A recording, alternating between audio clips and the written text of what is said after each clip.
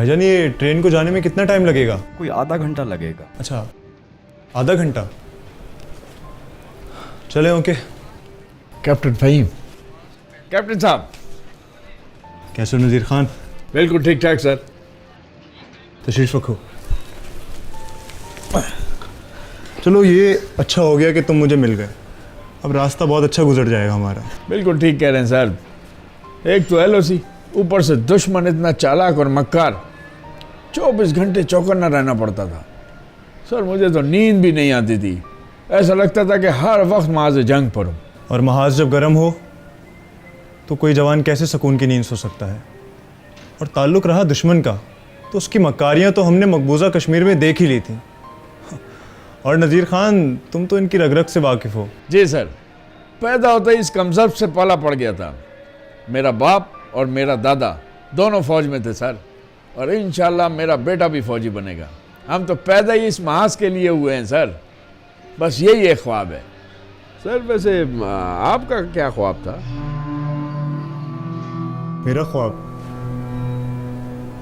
मेरा ख्वाब एक बहुत लंबी कहानी है।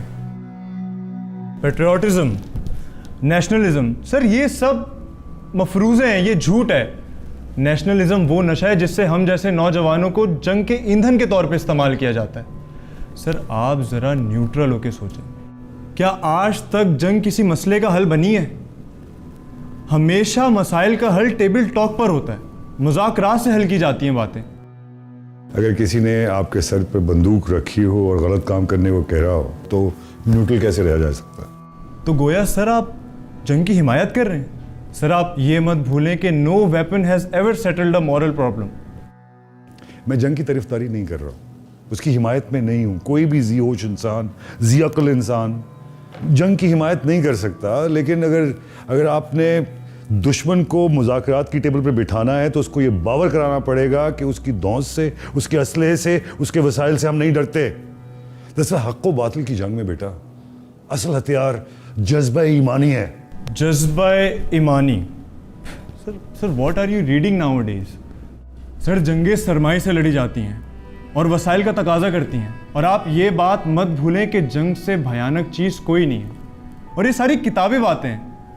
The war is not practical sir. Fahim, अगर ये बातें प्रैक्टिकल ना होती तो तहरीक आज़ादी कश्मीर कब की दम तोड़ चुकी होती।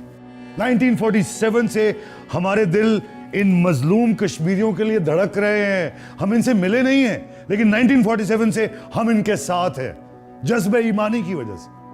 War economy sir, war economy, सारी दुनिया वॉर इकोनॉमी पे चल रही है, और हम जैसे जज्बाती नौजवान इसका फ्यूल है, और आप जैसे दानिशमंद लोग भारी भरकम डिफेंस बजट का जवाब फराम करते हैं, और ये सारे टैक्सेस हमारी जेबों से जाते हैं, और आखिर में हमें क्या मिलता है? कुछ भी नहीं। ये दिफा का बड़ा बजट हमारी वजह से थोड़ा ही होता है, हमारी जाती ख्वाहिश थोड़ी ही है। जमीनी हकायक हैं ऐसे। दुश्मन को देखो, हमसे 3 गुना बड़ा है वो, 3 गुना। और जब से पाकिस्तान का कयाम हुआ है उसके सर पर जंग का जुनून और मजहबी शिद्दत पसंदी सवार है। क्या करें उसके लिए? सरहदों पे हमारे बच्चे मार देते हैं ये। इन हकायक को नहीं देखेंगे तो हम खुदकुशी की तरफ चले जाएंगे। ये खुदकुशी के मुतरादिफ है इन लोगों को नजरअंदाज करना। अगर सरहदों पे हमारे मुहाफिज तैनात नहीं होंगे बेटा, तो हमारा आम शहरी सुकून की नींद कैसे सोएगा? सर आप बिल्कुल सही कह रहे हैं कि जंग की शुरुआत घर के तहफ़्फ़ुज़ से ही होती है, मगर इसका इख्तिताम एक बहुत बड़े सानिया पर होता है, चाहे वो वर्ल्ड वॉर 1 हो या वर्ल्ड वॉर 2। सर ये फौजें ही तो थीं कि जिन्होंने इक़्तिदार की लालच में लाखों मजलूम लोगों का कत्लेआम किया। चंद हाकिमों के गलत फैसलों को सिपाही पर नहीं थोपा जा सकता। सिपाही is a pure soul. A soldier fights not because he hates his enemy, but because he loves his own country. Sir जंग एक मॉन्स्टर है, बला है ये, इंसानी खून की प्यासी है। लाखों इंसानों का खून पीकर भी इसका पेट नहीं भरता। और सर यही फरसुदा सोच की वजह से हर साल तालीम और सेहत के बजाय दिफा पर अरबों रुपया लुटा दिया जाता है, जिसका हमें कोई फायदा नहीं होता। अरबों क्या, अगर खरबों भी खर्चो तो कम है, क्योंकि ये आजादी की कीमत है, जानों से दी है हमने। आजादी बेशकीमत होती है बेटा। चाय सर। गाड़ी की रवानगी में देर थी तो मैंने सोचा आपकी दावत की जाए। आप कुछ सोच रहे थे सर? हाँ, मैं सोच रहा था नज़ीर खान के आज़ादी की क्या कीमत होगी, और वो कौन सी ऐसी शय है जो एक सिपाही को इस महाज पर लेकर आई। तुम बताओ, तुम्हें कौन सी शय यहाँ तक लेकर आई है? मुझे सर वतन की मोहब्बत यहाँ लाई है, जिसकी कोई कीमत नहीं है। सर ये वतन की मोहब्बत ही तो है जो हमें घर से दूर गोलियों की बौछार में लड़ने का हौसला देती है। और लोग समझते हैं कि हम यहाँ सिर्फ लेफ्ट राइट करते रहते हैं। सब लोग तो नहीं नज़ीर खान, हाँ मगर कुछ लोग ऐसा ज़रूर सोचते हैं। खैर ये ज़रूर चूड़ियाँ हैं मुन्नी की, है ना? बिल्कुल ठीक पहचाना सर। उसने मुझे खत में लिखा है कि बाबा जान मेरे लिए चूड़ियाँ लेकर आना। सर आप अगर बुरा ना माने तो मैं आपको खत पढ़ के सुनाऊं? नज़ीर खान, ये ख़त तुम मुझे बहुत बार सुना चुके हो। तुम्हें याद है वो तूफ़ानी रात, जिस रात हम पर दुश्मन ने हमला करा था? लेकिन तुम दिल छोटा मत करो, आज तुम फिर सुनाओ, मैं सुनूंगा। बहुत मेहरबानी सर। सर मुन्नी ने लिखा है, प्यारे बाबा जान अस्सलाम वालेकुम। कल स्कूल में 14 अगस्त की तकरीब थी। मैंने कश्मीर पर तकरीर की, जैसे आपने सिखाया था बिल्कुल वैसे। सब ने बहुत तारीफ़ की। वहाँ सबके अम्मी अब्बू आए थे। आप होते तो बहुत खुश होते। अम्मी सलाम कह रही हैं। उनकी तबीयत अक्सर ख़राब रहती है। आप उनसे पूछिएगा मत, उन्होंने आपको बताने से मना किया था। कहा था कि आप महाज पर हैं। पापा हम सब आपका इंतज़ार कर रहे हैं। आप कब आएंगे? जब भी आएँ मेरे लिए सफ़ेद और हरे रंग की चूड़ियाँ लाइएगा, हमारे सब्ज़ हलाल परचम जैसी। अच्छा बाबा, खुदा हाफ़िज़। आपकी मुन्नी, जो हर वक्त अपने बाबा को याद करती है। नज़ीर खान, तुम अपना दिल छोटा मत करो।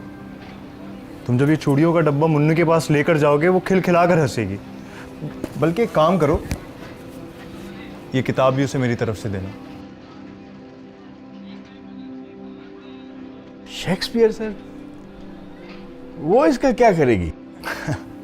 अरे पढ़ेगी, आज नहीं तो कल लाजमी पढ़ेगी, और फिर हैमलेट की तरह बोलेगी, टू बी और not to be, that is the question. वाह वाह सर, बहुत खूब। समझ तो मेरे कुछ भी नहीं आया, लेकिन मेरा जी बड़ा खुश हुआ है सर। सर आप वो वहाँ क्यों नहीं चले गए, वो क्या कहते हैं उसे, हाँ वो थिएटर, यहाँ कैसे आ गए? नज़ीर खान, कॉलेज में मैंने बहुत थिएटर किया, बहुत ड्रामे किए, फिर सोचा कि कुछ असल ज़िंदगी में भी आकर देखें। बहुत डायलॉग बोले, जैसे करगस का जहाँ और है, शाही का जहाँ और। फिर मैंने सोचा कि इकबाल का भी शाहीन बनकर देख लेते हैं। आसानबाज जवान, ये आम रूटीन की परवाज़ है। आदत सी हो गई है सर। वैसे सर आप एक्टर भी तो बन सकते थे, पढ़ लिख के डॉक्टर इंजीनियर भी बन सकते थे, फिर फौज में क्यों? कोई वजह तो होगी। वजह थी नज़ीर खान। एक शख्स मेरी ज़िंदगी में आया था जिसने हमेशा हमेशा के लिए मेरे सोचने का दायरा कार ही बदल दिया। हुब्बुल वतनी, कौम परस्ती, सर आज फिर वही बातें। आपका ये जुमला सुन के मुझे सैमुअल जॉनसन की एक बात याद आ गई। वो कहता था, patriotism is the last refuse of the scoundrel. लेकिन बेटा ये नज़रियात कोई ख़त्म नहीं कर सका, ना जंगें ख़त्म हुई, ना हुब्बुल वतनी।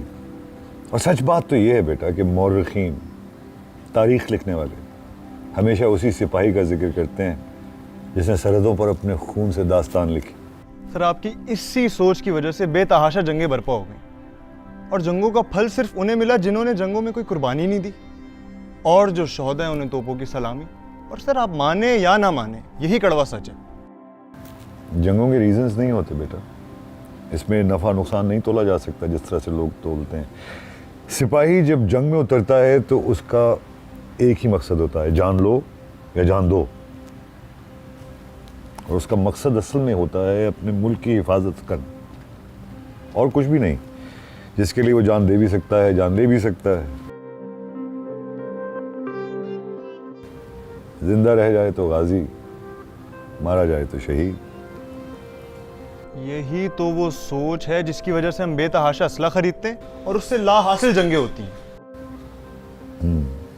असले की अहमियत नहीं होती बेटा, अहमियत उस हाथ की होती है जिसमें असला है। और remember, to take out a bad guy with a gun you need a good guy with a gun. अगर फौज हमारी सरहदों की हिफाजत नहीं करेगी बेटा, तो दुश्मन को रोकेगा कौन, ये बताओ। सर 1 मिनट के लिए आप ये सोचें कि आप इन सरहदों से बालातर हैं और अपने आप को पूरी दुनिया का शहरी डिक्लेयर कर दें। आपको पता है क्या होगा? पूरी दुनिया में अमन हो जाएगा, कोई जंग ही नहीं होगी, इजी। अगर तुम्हारा फलसफा इतना अच्छा या स्ट्रांग होता बेटा, तो पूरी दुनिया इस वक्त अमन का गहवारा होती। ऐसा है नहीं,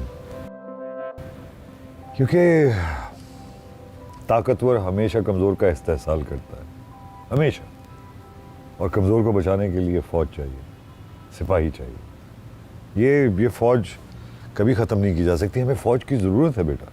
सर आप अपने दिल पे हाथ रख के बताएं, अगर आपका मुझ जैसा बेटा होता तो आप कभी उससे फौज में जाने देते?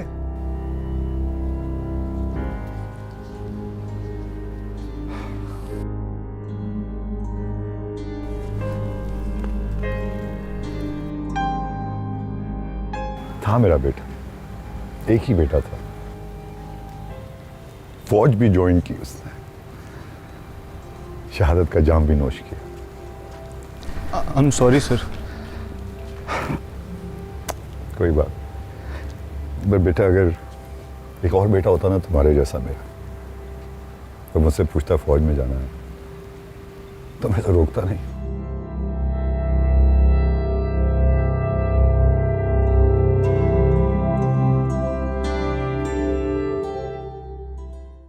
सर कैप्टन शहबाज बता रहे थे कि आप एलओसी पे जख्मी हुए थे।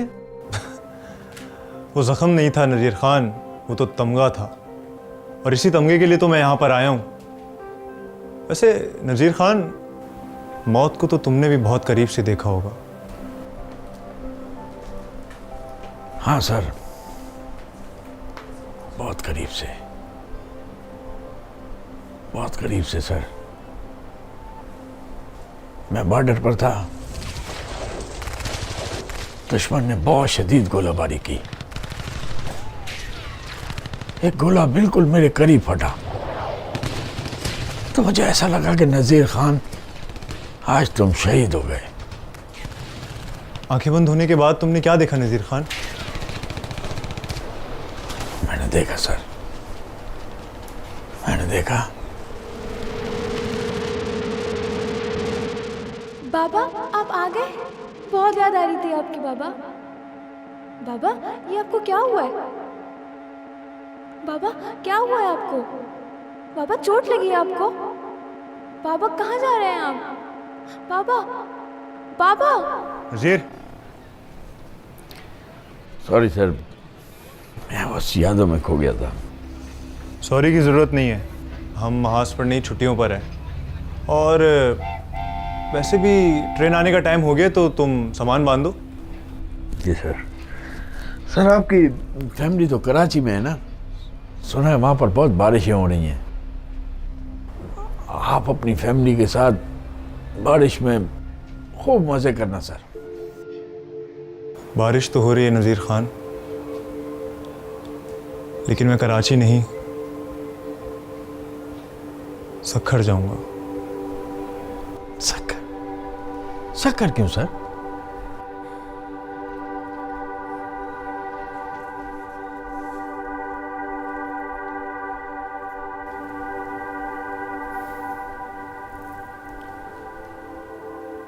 एक माँ को उसके बेटे की आखिरी अमानत पहुंचाने। ये तस्वीर मुझे कैप्टन सफदर ने दी थी और कहा था जब मैं शहीद हो जाऊं तो ये तस्वीर मेरी माँ तक पहुंचा देना और उन्हें बता देना कि उनके बेटे ने अपना फर्ज अदा